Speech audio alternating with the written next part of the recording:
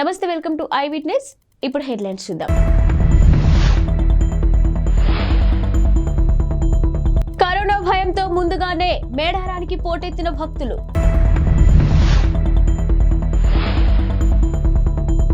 BRS పార్టీపై బండ్ల గణేష్ విమర్శలు.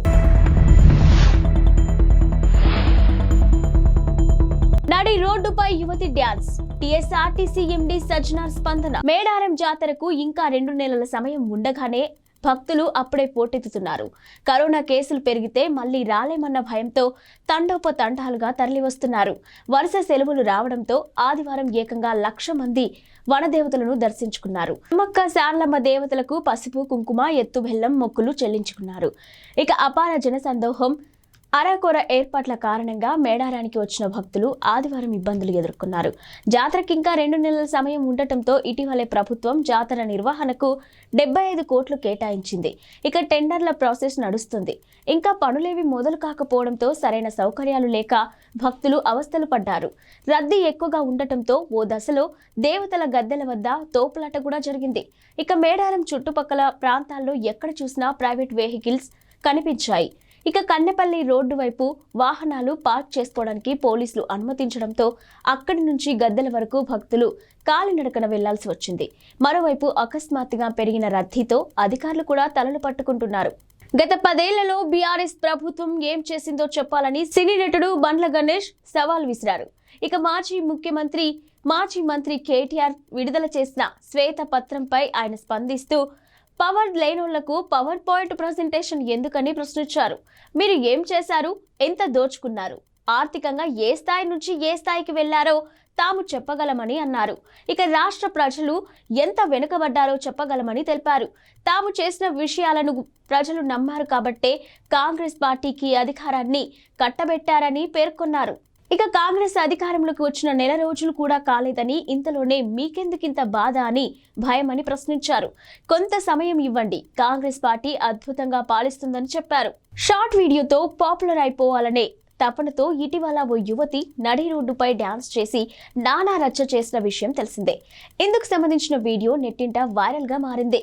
ఇక యువతి తీరుపై తీవ్ర అభ్యంతరాలు వ్యక్తమవుతున్న నేపథ్యంలో తాజాగా టీఎస్ఆర్టీసీ ఎండీ సజ్జనార్ కూడా స్పందించారు.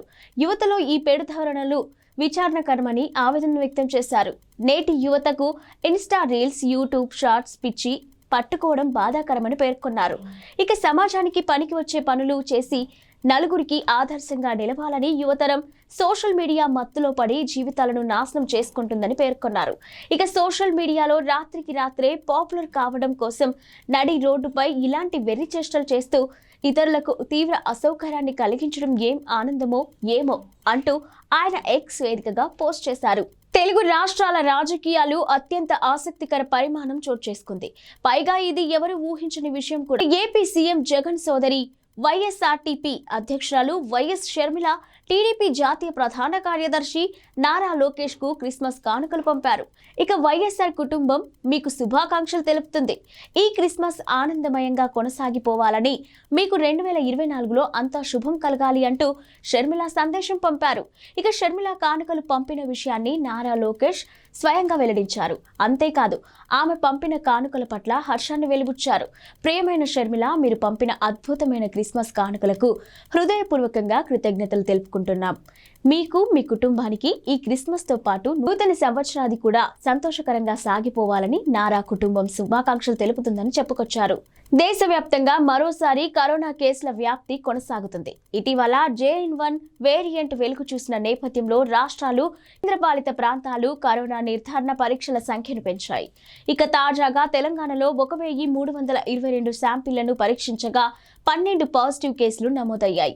మరో 30 మంది ఫలితాలు వెల్లడి కావాల్సి ఉంది. ఇక తాజా పాజిటివ్ కేసులతో కలిపి రాష్ట్రంలో ఇప్పటి వరకు నమోదైన మొత్తం పాజిటివ్ల సంఖ్య 8,44,540కి పెరిగింది. ఇక ఇవాళ ఒకరు కరోనా నుంచి కోలుకున్నారు. తెలంగాణలో కరోనా రోగుల రికవరీ రేటు 99.51% ఉంది. జనసేన పార్టీ అధినేత టాలీవుడ్ పవర్ స్టార్ పవన్ కళ్యాణ్ అర్ధంగి అనాకొనితల అనాథ బాలల నడుమ ప్రీ క్రిస్మస్ వేడుకలను జరుపుకున్నారు. ఇక అనాకొనిదల ఇవాళ హైదరాబాద్ బాలాజీ స్వర్ణపురి కాలనీలో ఉన్న జీవోదయ హోమ్ ఫర్ చిల్డ్రన్ అనాథ శరణాలయానికి వెళ్లారు. అక్కడి చిన్నారులతో కలిసి ఆమె కేక్ కట్ చేశారు. అనాథ బాలలతో ముచ్చటించి వారి విద్యాబుద్ధుల గురించి అడిగి తెలుసుకున్నారు. ఇక అనాథాశ్రమం నిర్వాహకులకు నిత్యావసర సరుకులు అందజేశారు. ఈ సందర్భంగా పవన్ అర్ధాంగిని జీవోదయ చిల్డ్రన్ హోమ్ నిర్వాహకులు సత్కరించారు. దీనికి సంబంధించిన ఫోటోలను జనసేన పార్టీ సోషల్ మీడియాలో పంచుకుంది. 2018 అమెరికాకు చెందిన 56 ఏళ్ల ఓ మహిళ తీవ్ర తలనొప్పితో ఆసుపత్రిలో చేరింది. ఆ తర్వాత ఎమర్జెన్సీ వార్డులో ఆ మహిళకు మెలకువ వచ్చేసరికి జీవితం మొత్తం తలకిందులైపోయింది. అంతకుముందు 30 ఏళ్ల నాటి జ్ఞాపకాలన్నీ ఆమె మర్చిపోయింది. భర్త, పిల్లలు, తల్లిదండ్రులు, వారి మరణం, ఇలా జ్ఞాపకాలు అన్నీ తుడిచిపెట్టుకుపోయాయి. తాను టీనేజర్ అనుకుంటూ స్పృహలకు వచ్చిందా మహిళ.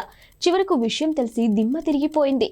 ఇక లూసియానాకు చెందిన కిమ్ డెనికోలా ఎదుర్కొన్న పరిస్థితి ఇది.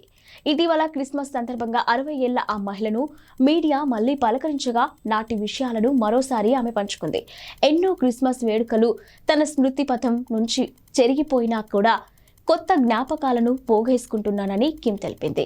ఇక అప్పట్లో తాను రాసుకున్న డైరీలు చదువుతుంటే వేరే వ్యక్తి జ్ఞాపకాలు చూస్తున్నట్టుగా అనిపిస్తుందని వెల్లడించింది. అయితే తనకు బాధ లేదని, దేవుడు ఏదో కారణంతోనే తనకి పరిస్థితి కల్పించాడని కిమ్ తెలుపుకొచ్చింది. ఇక కారణమేంటో ఏదో ఒకరోజు తెలుస్తుందని వ్యాఖ్యానించింది. లంచం తీసుకోవడానికి సమర్థించుకున్న ఓ తహసీల్దార్ పై తాజాగా ఉన్నతాధికారులు వేటు వేశారు. శ్రీ సత్యసాయి జిల్లా మడకశిర తహసీల్దారు ఇటీవల లంచం తీసుకోవడం సబబేనంటూ ఓ రైతుతో వాదించిన వీడియో సంచలనంగా మారింది. వీఆర్ఓ లంచం కోసం పీడిస్తున్నాడంటూ ఫిర్యాదు చేసేందుకు వచ్చిన రైతుతో తహసీల్దార్ ముర్షావలి షాకింగ్ వ్యాఖ్యలు చేశారు. ఏ ముఖ్యమంత్రి, ప్రధానమంత్రి ఉన్నా అంతే.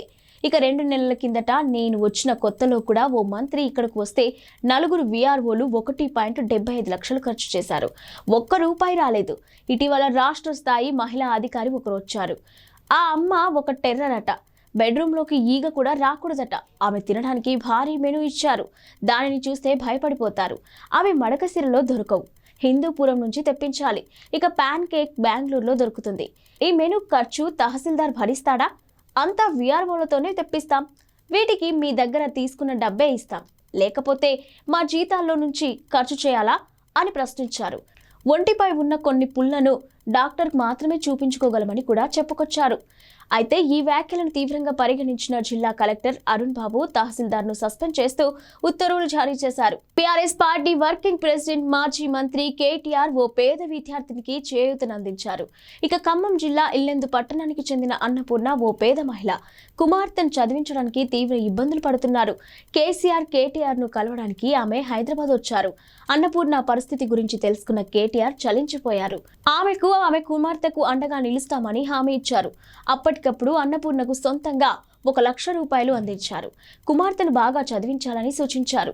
ఇక కేటీఆర్ నుంచి ఆర్థిక సాయం అందుకున్న అన్నపూర్ణ ఆయనకు కృతజ్ఞతలు తెలిపారు. దీనికి సంబంధించిన వీడియోను బీఆర్ఎస్ పార్టీ సోషల్ మీడియాలో పంచుకుంది. ఇక అన్నపూర్ణను ప్రజా దర్బార్ పొమ్మంటే బీఆర్ఎస్ పార్టీ ఆదుకుందని తెలుపుకొచ్చారు.